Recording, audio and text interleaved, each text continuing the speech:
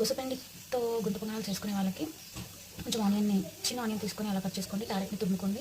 అలానే పచ్చిమిర్చిని సన్నగా కట్ చేసుకోండి. ఒక 2 పచ్చిమిర్చిని ఈ టేస్ట్కి ఉప్పుకు తగ్గట్టుగా. అలానే కొంచెం జీలకర్ర వేసుకొని ఆల్ మిక్స్ లాగా చేసుకోండి. పిండి ఇలా ఈ కన్సిస్టెన్సీలో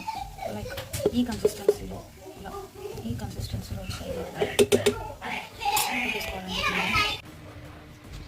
ఇలా కొంచెం పెన్నం వేడెక్కిన తర్వాత కొంచెం ఒక్కొక్క డ్రాప్ ఆయిల్ వేసుకొని ఇలా ఫుల్గా కాకుండా ఒక హాఫ్ వరకు అలా పోస్తూ ఉన్నాయి. ఇలా అన్నీ ఫిల్ చేసేసుకోవాలి. ఇలా అన్నీ ఫిల్ చేసేసిన తర్వాత దీనిపైన ఒక మూత పెట్టి స్టవ్ని ఒక మీడియం ఫ్లేమ్లో ఆన్ చేసి ఒక 2 మినిట్స్ తర్వాత తెరవాలి.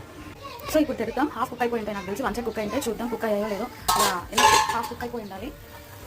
ఇలా ఓపెన్ చేసినప్పుడు ఈజీగా మనకు బయటకు వచ్చి ఇలా తీయగలిగితే దోశ గుంత పొంగనాలు కొంచెం క్రిస్పీగా మనకి రెడీ అయిపోయినట్టే. చిన్న పిల్లల నుంచి పెద్ద పిల్లల వరకు చాలా